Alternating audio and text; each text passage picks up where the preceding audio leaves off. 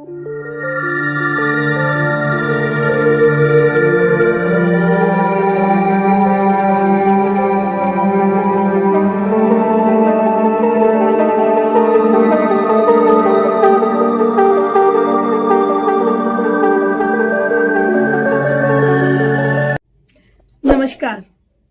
मैं मोनिका शर्मा स्वागत करती हूं आप सभी का अपने इस YouTube चैनल पर। जो लोग मेरे इस चैनल पर नए हैं, मैं उनको बता दूं, मैं एक न्यूमरोलॉजिस्ट, वास्तुशास्त्री और एक टैरो कार्ड रीडर हूं। आज मैं आपकी किचन में चलने के लिए आई हूं। जी हाँ, मैं आपकी किचन में जाकर आपको बताना चाहती हूं कि कौन सा एक ऐसा बर्तन है जो डेली में यूज होने वाला ऐसा बर्तन, जिसके नियमों को अगर आप ध्यान न रखें, जो छोटे छोटे नियम होते हैं, अगर आप उनको ध्यान न रखें तो वो आपके घर में वास्तु दोष को क्रिएट कर सकता है, आपकी कुंडली में बैठे हुए प्लैनेट को खराब कर सकता है। जी हाँ, वैसे तो घर में यूज होने वाले डेली के बहुत सारे बर्तन होते हैं, लेकिन एक बर्तन जिस पर हम रोटी बनाते हैं, जिसको हम कहते हैं तवा, उसका हमारे वास्तु से और हमारी कुंडली में बैठे हुए राहु से बहुत बड़ा कनेक्शन होता है। वास्तु शास्त्र के अकॉर्डिंग, एस्ट्रोलॉजी के अकॉर्डिंग, न्यूमरोलॉजी के अकॉर्डिंग तवे का सीधा सीधा कनेक्शन होता है हमारे राहु से। अगर हम तवे के कुछ नियमों का ध्यान देते हैं तो कभी भी हमारा राहु खराब नहीं होगा। क्या नियम है वो आपसे बताती हूँ। सबसे पहले आपको हमेशा ये ध्यान रखना है कि तवे को कभी भी गंदा नहीं छोड़ना है।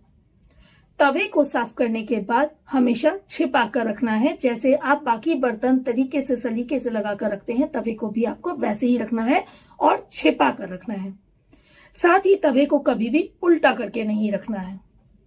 तवे को साफ करने के लिए कभी भी झूठे बर्तनों के साथ नहीं डालना है। इसके अलावा तवे को साफ करते समय एक बहुत जरूरी बात है कि आपको तवे को साफ करने के लिए कभी भी ईंट या किसी भी खुरदरे पत्थर का इस्तेमाल नहीं करना है। ज्यादातर लेडीज क्या करती हैं कि गंदगी साफ नहीं हो रही है तो ईंट से उसको रगड़ देते हैं या खुरदरे पत्थर से रगड़ते हैं। इससे आपका राहु बहुत जल्दी खराब होता है। अगर तवे की गंदगी साफ नहीं हो रही है तो बेटर है आप एक नींबू का टुकड़ा लेकर के उसको साफ कर दें, लेकिन ईंट का इस्तेमाल कभी भी ना करें। अब तवे को गैस पर रखने और उतारते समय भी कुछ बातों का ध्यान रखना चाहिए। बहुत छोटी सी बातें हैं। जब आप तवे को गैस पर रखते हैं तो कभी भी तवे पर रोटी डालने से पहले तवे को ये चेक करने के लिए कि ये गर्म हुआ है या नहीं हुआ है, पानी का छींटा आपको नहीं लगाना है। साथ ही पानी के छींटे पर मुझे याद आया, मैंने बहुत बार ऐसा भी देखा है कि जहां पर लेडीज तवे को साफ करने के लिए, खाना बनाने के बाद कि तवे को जल्दी साफ करना है, तुरंत उसे ठंडा करने के लिए पानी के नीचे लगा देते हैं कि जल्दी से ये ठंडा हो जाएगा तो हम इसको साफ कर देंगे। ऐसा आपको बिल्कुल भी नहीं करना है। कभी भी गर्म तवे पर आपको छींटे या पानी डायरेक्ट नहीं डालना है। अब साथ ही तवे को जब आप खाना बनाने के बाद गैस से नीचे उतारते हैं तो आपको यह भी ध्यान रखना है कि हमेशा गैस को बंद करके ही तवे को नीचे उतारना है। कभी भी खाना बनाने के बाद बंद गैस पर खाली तवे को या जलती गैस पर भी खाली तवे को आपको नहीं छोड़ना है। मीन्स कुल मिलाकर आपको खाली तवे को गैस पर छोड़ना ही नहीं है। उसे उतारिए, एक जगह पर रख दीजिए। जब वो ठंडा हो जाए तब उसको साफ कीजिए और छुपाकर उसके सही जगह पर, साफ सुथरी जगह पर रख दीजिए।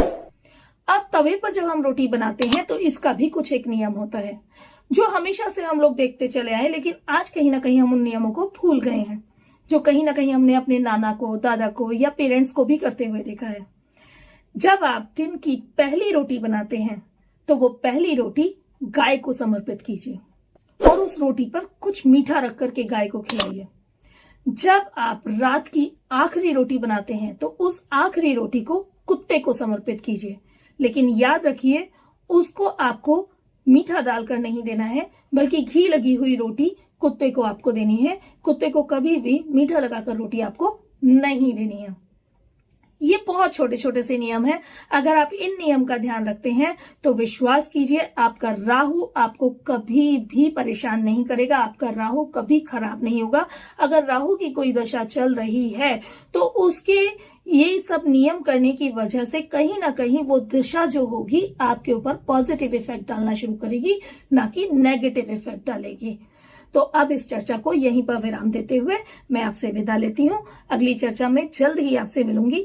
एक रिक्वेस्ट करूंगी आपसे कि अगर आपको मेरा ये वीडियो पसंद आया हो तो प्लीज मेरे चैनल को लाइक कीजिए, सब्सक्राइब कीजिए और हाँ, रिंग बटन को जरूर बेल को प्रेस कर दीजिएगा, जिससे कि जब भी नई वीडियो आती रहे तो आपको अपडेशन मिलता रहे।